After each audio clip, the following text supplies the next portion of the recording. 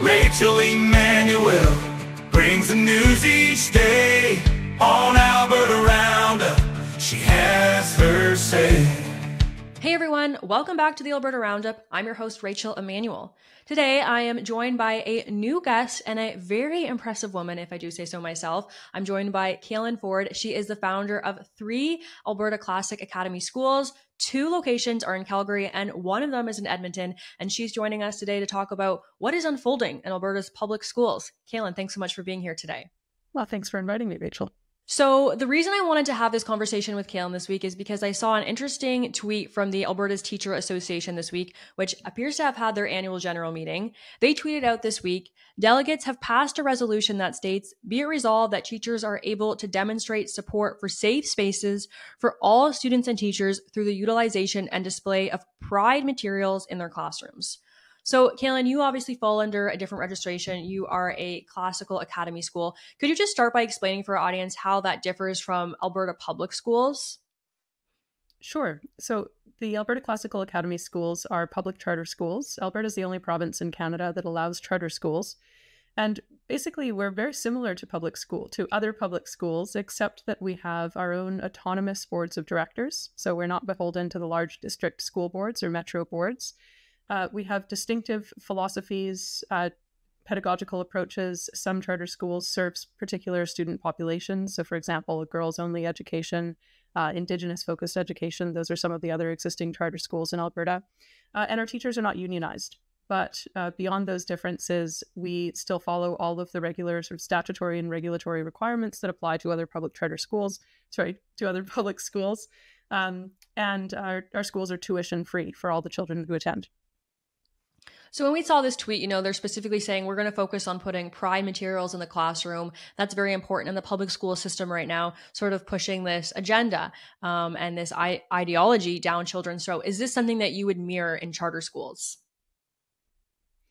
Well, all charter schools are different, right? Each one is governed by their own board and they have a distinctive mandate.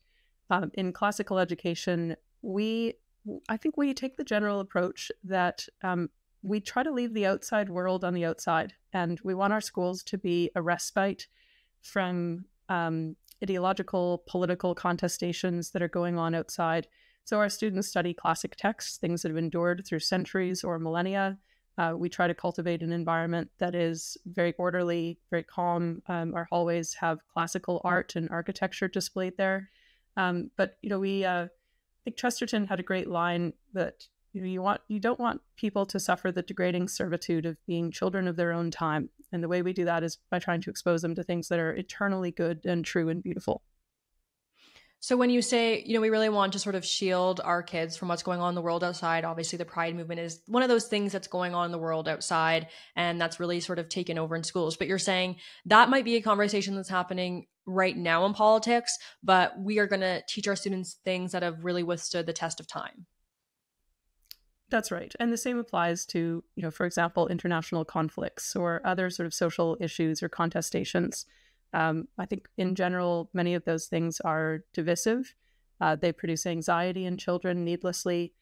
In the case of pride materials, for example, we believe that parents are the primary educators of their children, and that parents should have a really important role in dictating if and how and when their children learn about human sexuality. So we're not going to try to usurp that role from parents. So when we talk about sex education, I grew up in Ontario. This is something that they've started introducing to basically kindergarten students. It's really quite depraved. Do you guys just avoid sex education entirely, or do you wait till high school? How does that work in specifically your classical academies? I love this question. Partly because we're currently developing our sort of approach to sex education, to human sexuality and health and wellness.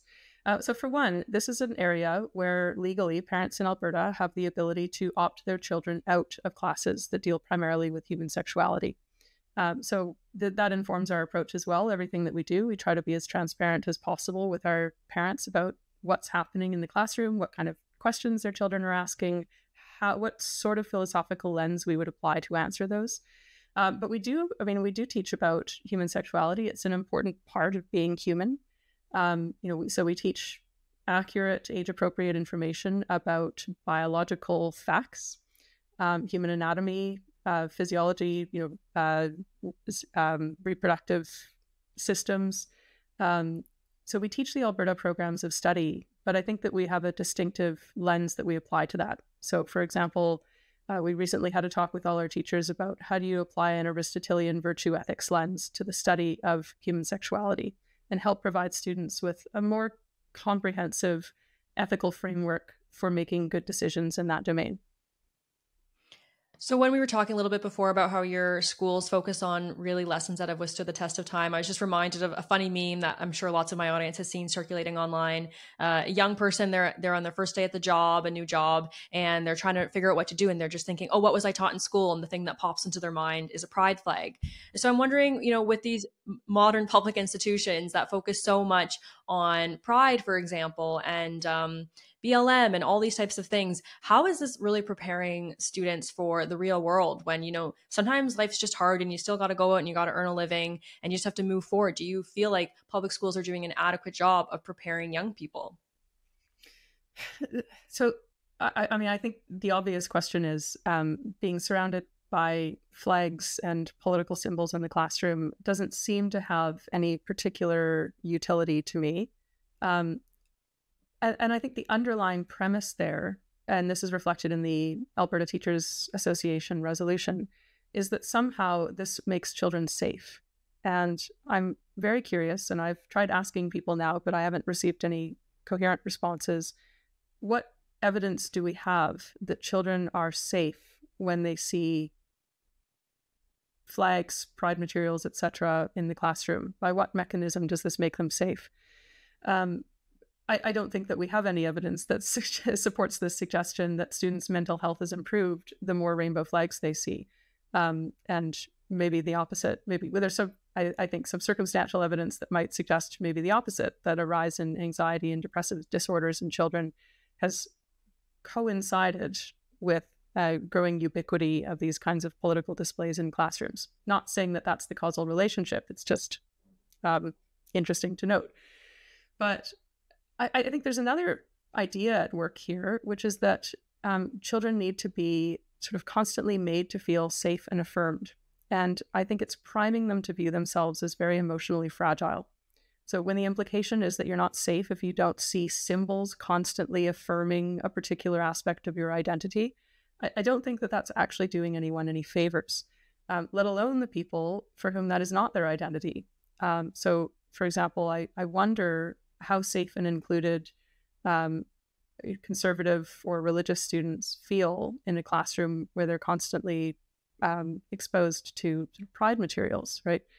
Sorry, that was a long way of answering that question. I'm not sure I answered it, but I think there's some interesting threads that could be pulled on there.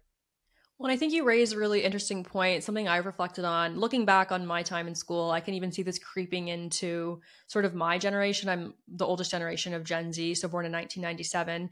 And I mean, I grew up in a private Christian school, but even then I could still really see that we all kind of had this trend of appealing to victimhood. Oh, this isn't fair. This isn't fair. And, we weren't even exposed to things like the Black Lives Matter movement. But I think it's so prevalent nowadays for young people is like, well, I've had a harder time because I'm a woman and my male colleagues have it easier. And, I've had a harder time because I'm a person of color and people don't perceive me the same. And people are always kind of looking for ways to say that life isn't fair and it's harder for certain people. And I think that we focus so much on this lens of victimhood as opposed to how to be resilient and how to see your differences actually as something to be proud of.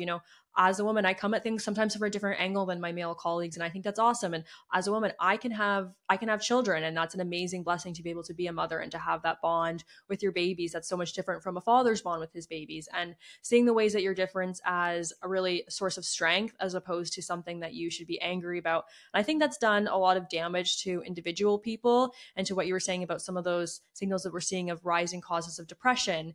And I think it's also just bad for society as a whole. Now, is that something that you've given any thought to at your school and you try to do something differently? Or would you say that your approach is just totally different, that you don't focus on those lessons of victimhood as much?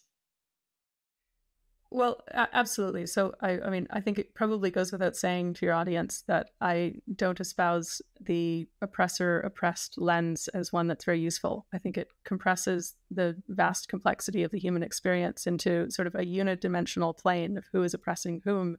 and then according moral worth to whatever the imagined oppressed group is. I think that's an incredibly pernicious lens, and it doesn't conduce at all to living in a healthy, pluralistic society, and it doesn't conduce to human flourishing or happiness for people on either side who get pegged with sort of either side of that that dichotomy. No, I do, however, recognize that there are some people who adopt these approaches who are well-meaning. I don't think they've thought very hard about it, but their goal is they see a group that has suffered maybe historical oppression, maybe continues to face some barriers, might encounter sort of slurs or let's say sort of racially targeting language or something from classmates on occasion. And I think there are well-meaning people who see that and say, well, we need to do something about this. Fair enough. But I would suggest that the way we try to approach this in our school is by teaching students to be virtuous. So rather than saying you cannot bully people based on X identity, it's how do you cultivate the qualities of magnanimity, tolerance for difference, charity toward others. And so it's a much more, I think, sort of universally applicable approach to developing these kinds of character traits in students rather than telling them that, these identity groups are sacred. So, Caylan, you're obviously doing things very differently than the public system. And unlike the private system, their schools are still free to attend, which I'm sure is, a major advantage. Private schools can be extremely costly, even here in Alberta. I was actually surprised when we were chatting earlier and you mentioned the 3 campuses. I feel like every time I talk to you, you're opening a new campus. It seems that, the charter schools that you've opened have just grown so quickly and there's so many people who want to get in. Could you explain a little bit about, you have the 3 campuses now. When did you start and when did you open your last campus? So we started less than 2 years ago. We opened our first campus in Calgary, and it was about just under 300 student elementary school in Calgary's Bridgeland community. We then were sort of overwhelmed with demand once word of mouth started spreading about what we were doing in the school. So we grew, we more than tripled in size in our second year, opening 2 new campuses, an additional K-8 campus in Calgary and a K-7 campus in Edmonton. Those will be growing up into K-12 campuses eventually. We have interest from families in Lethbridge and Red Deer and I think Grand Prairie, who all want us to expand and open schools in those markets. But in Calgary and Edmonton too, it's actually quite devastating that we've tripled in size. We intend to continue to grow substantially this year, but the interest in our school is rising at an exponential rate that exceeds our capacity. So we have, at last check, I think we had 3,700 applicants so far for this upcoming academic year. We could have filled, I think, about 50 kindergarten classes based on the demand for kindergarten. Wow. And you just mentioned all those other cities across the province where there is interest. Are you guys sort of tentatively looking at opening another school in another city or maybe even another campus in Calgary, or too soon to announce any of that? It's too soon to announce. I think the challenge is we want to grow and we want to accommodate as many families as we can without compromising the quality or the culture of the programming that we're offering.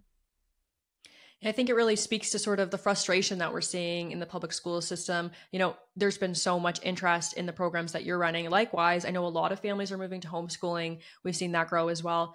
You mentioned earlier, Alberta is the only province that allows charter school. Why do you think it is that they're not currently allowed in other Canadian provinces? That's a fantastic question. I think there is a lot of residual misconception about charter schools. A lot of people associate them with private schools, so they think that they're elite institutions. This isn't the case at all. Overwhelmingly, for example, our families come from areas of the city where their local district public schools tend to be failing schools. So it's a lot of new Canadian families. It's a lot of families who don't have the means, so the socioeconomic means to access expensive or elite private education. So I think there's misconceptions there, and there's a lot of opposition from unions, teachers' unions, typically to charter schools because our teachers are not unionized, so they're not paying union dues. And I think there's some opposition from the big district boards, partly because they see charters as the competition. I think academically oriented charter schools in particular tend to vastly outperform their peers in the regular public system. This casts them in negative relief. Charter schools have historically done that with fewer resources, not more. So it sort of belies the argument that all that's needed is more funding somehow. So rather than trying to learn from and emulate what charter schools are doing, I think too often the large district boards just try to sort of try to shut them out and make sure that they can't access capital or buildings, and try to lobby against them at the political level. Caylan, I know you mentioned that you have a pretty massive wait list for parents who are hearing this and they're thinking, wow, I would really love one of those charter schools in my city. Is it best that they let you know that there's interest there? What's the best way for them to proceed? We do on our website, if you go to classicalacademy.ca and poke around a little bit, you'll find that we have interest lists for families in Red Deer and Lethbridge currently that they can sign up to if they want to support a school like this. Well, Caylan, I know you're very busy. There's a lot of young kids relying on you for a good education. I really appreciate you carving out some time to join us today. Thanks so much, Rachel. All right, everyone, that's all we have time for. Hope that you guys enjoy the rest of your week. God bless.